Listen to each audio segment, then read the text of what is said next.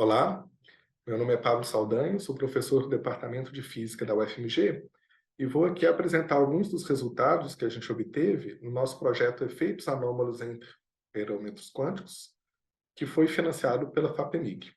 E a ideia desse trabalho é explorar alguns aspectos fundamentais da mecânica quântica.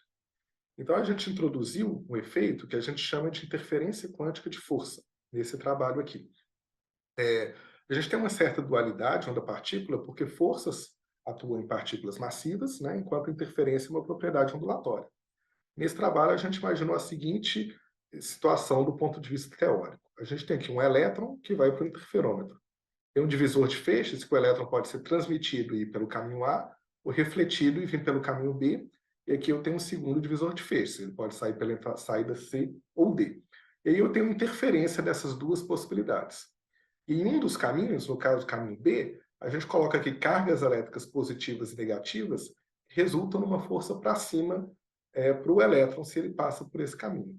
Então, eu vou ter uma se ele se propaga pelo caminho B, eu tenho uma força vertical para cima.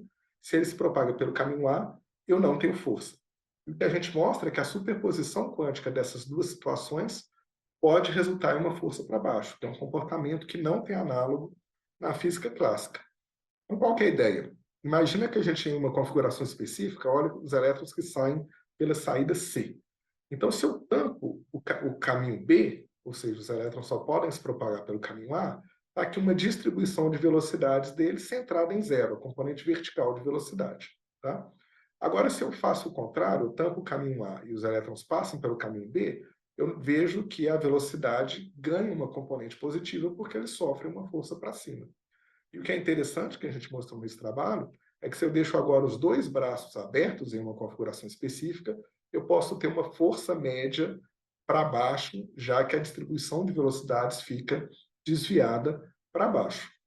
E a gente pode entender isso como uma questão de interferência, se a gente analisa agora esse elétron como uma onda, que eu tenho a função de onda do braço A e eu coloco a função de onda do braço B negativa, de forma que a soma das duas, essa função de onda subtrai mais no positivo do que no negativo, e dá a função de onda resultante verde, que ela está de fato centrada em valores negativos de velocidade, e é isso que acontece nesse efeito que a gente introduziu. Tá? E agora, mais recentemente, a gente, no laboratório do professor Sebastião Pado, aqui na UFMG, eles verificaram experimentalmente isso com fótons. Tá? Fótons, eles não têm massa, mas eles têm momento linear, então o desvio da direção de velocidade de propagação do fóton corresponde a uma transferência de momento para ele. E aqui eles jogam laser num cristal que produz pares de fótons, um fóton vem para cá até o detetor 1, o outro fóton vem para cá até o detetor 2, e esses fótons são emareados em polarização. De forma que se eu meço a polarização do fóton 2, eu posso determinar a polarização do fóton 1.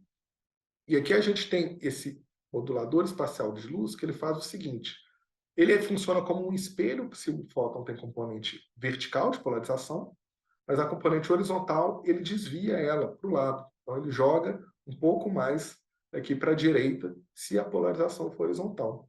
E aqui estão os resultados experimentais. Então esse θ2 igual a zero quer dizer que o fóton 1 é preparado com polarização vertical. Então ele não é desviado pelo SLM, e você vê que uma distribuição das posições, quando eu vario aqui a posição desse detetor, que está centrada em zero. Tá?